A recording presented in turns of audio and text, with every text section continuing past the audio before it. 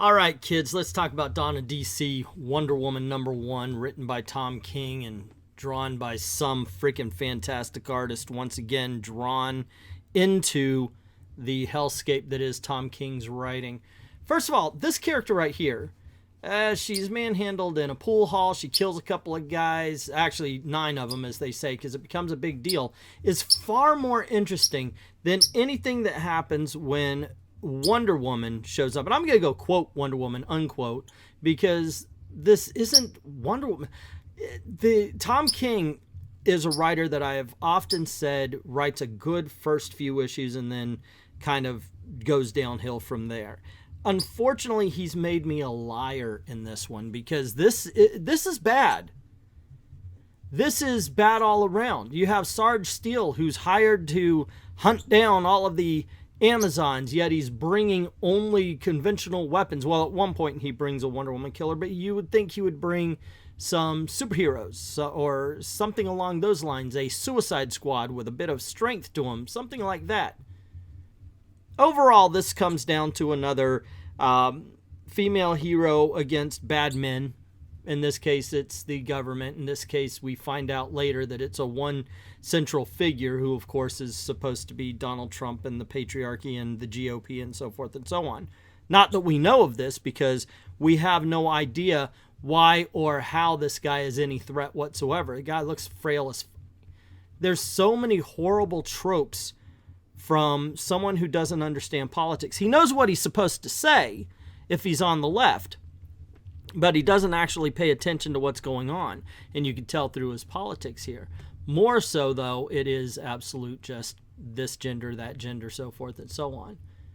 And that is why this is a very weak comic. And I'm actually surprised, because usually men write women better than women, but he's afraid to write a real woman. He's afraid to write a character who might have flaws. He has it in the first Amazon, as I said. I thought she was far more interesting than what we get with Wonder Woman. Wonder Woman does become the bad guy here, and that is kind of glossed over. There's a couple of people sitting and talking in the cafeteria about it, but she is the bad guy. She is against America in this. She has come on foreign soil and attacked people, taken down guards. Yeah, the law may be crappy, but it is the law. We change that by votes, not by punching out police. It's the same thing I had with Civil War. In order to change a bill that Congress has passed, Captain America is going to punch Tony Stark? It doesn't make sense. Neither does this book. It is not good. And the only way I was about to say in any shape or way or form, but as you could see, the art is actually pretty good. I like the way Wonder Woman is drawn. I always thought she should look big and bulky. Not fat, but, you know, she should be an Amazon. She should look huge. And that, I guess, is the bright spot in this otherwise bleak and boring and so misses the mark of who Wonder Woman should be. I wish I could say something better. I wish I could say, well, like always, Tom King starts a story off strong. I hope he could keep it there for at least 6 issues. But unfortunately, this book derails almost from the very first page. Aquaman and the Space Capsule. We join our heroes as they stare at a monitor with a big old yellow sunburst in it. Aquaman says, "Suffering sharks, what's that light?" "Perhaps a meteor from another planet," Mira replies. Aqualad looks in and says, "Whatever it is, Aquaman, it's going to crash near here." We see Aquaman and Aqualad riding seahorses next to a walrus as they approach a U.S. space capsule. Aquaman says, "But it's sinking instead of floating. Telethought waves will get the porpoises to bring the capsule to our undersea city." The capsule opens. 2 astronauts step out. "Where are we?" one astronaut says. The other replies, "I don't know, but I don't like the look of these undersea aliens." The 3 heroes reply, "Aliens?" Aquaman says, "We live beneath the seas of your own planet Earth." Mira says, "We can prove it. Look. Hostess fruit pies, real fruit filling, and apple and cherry, my favorite. Outer space had a lot of interesting things to see, but only Earth has Hostess fruit pies to eat. And the light tender crust I like so much," the astronaut says, "and remember, you get a big delight in every bite of Hostess fruit pies." Next up, let's talk about the first issue of Silver Surfer Rebirth Legacy. Man, I was looking forward to this. start with the cover here. Okay, it's dynamic. It's a poster cover. They center him perfectly with the lights going around like he's coming out of Star Wars hyperspace. On the other hand, it really just kind of screams basic all at the same time. All right, so the book opens. We've got Silver Surfer and we've got Captain Marvel. You know, the version that took the name Captain Marvel from Monica Rambeau, and then when he was done with it said, "Hey, Monica, give me your other name too." Yeah, that guy. So it's written by Ron Mars, drawn by Ron Lim. And in all honesty, it looks really cool. It does look like an old-fashioned 90s comic book. In some ways, I'm going to say, unfortunately, it's written like an old-fashioned 90s comic book. I mean, it's very simple. There's not any of the modern-day identity politics or anything like that marring it down. The problem is that there's characters written so far out of character, and the other one doesn't notice, although he's supposed to. You know, it's one of those things. Did I like this book or did I not? That's a hard question here. Like I said, this is an incredibly simple story. We have Captain Marvel here, Genevieve or whatever his name is, and he wants to go and he wants to see his father in action. The only thing he knows of him, he died with cancer.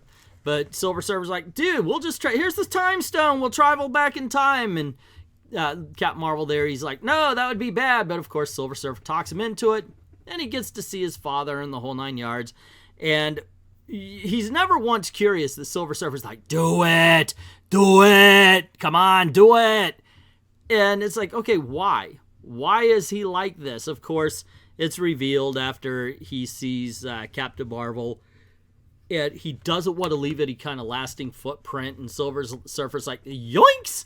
I got news for you, buddy. I'm not Silver Surfer at all. And all of a sudden, it's like Mephisto. And it's like, yeah, I see. This is supposed to be the big reveal, but we already know this because Silver Surfer was acting out of character. And then, of course, we see him later when Silver Surfer, the real Silver Surfer, is going in and to approach Warlock, and Warlock's like, hey man, I've got to kick your ass now because you did something bad, without saying, hey, Silver Surfer, we've been friends a long time. I got some questions to ask because you may be in a touch of trouble if the answers aren't the right ones. There's none of that. It's all, let's just punch somebody first. Like I said, it's a very simple 90s story.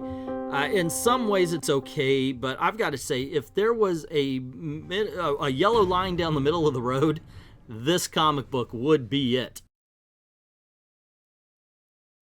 Captain America in Fury Unleashed. We see Captain America with his mighty strength punch in a door. He thinks to himself, the trapster's at it again. One trap leads to another. He sees Nick Fury being strangled. Nick Fury replies, better not come any closer, Cap. This trapster goon has me by the neck. Meanwhile, the trapster watches from another room. Ha! We'll see how Captain America solves this dilemma. My strength and my shield won't solve this mess, but strategy can. Captain America throws his mighty shield, now covered in Hostess fruit pies, towards the trapster. Okay, you overgrown Goliath, I bet you can't wait to get your hands on these Hostess fruit pies. What is Fury compared to this great taste, real fruit filling, light, tender crust? Hostess fruit pies, that was your using your brains, Cap. Hostess fruit pies, curses Captain America. He's as smart as he is strong. You get a big delight in every bite of Hostess fruit pies. For the independent comic book we're talking about today, let's go to Dark Horse Comics. It's called Tear Us Apart, issue number 1. Surprisingly, to find out, this is co-written by Jay Baruchel, the actor. He did really well in a movie called Blackberry this year, by the way. But that's acting, this is writing, and how is this? Starts off, we see this group of kids, and we find out that they are being trained to be murderers of humans because the world is in climate crisis and they need to destroy humanity because we're using all the resources, blah, blah, blah, yada, yada, yada, BS, BS, BS. I've heard it before since the 1970s. We were going to die in the 1980s. We were going to die in the 90s. We were going to die in the 2000s. Freaking hell, they even said Florida was going to be underwater in 2015. I've heard it all before. So anyway, that had me irritated. So I'm reading this and I'm like, man, I'm tired of this freaking BS.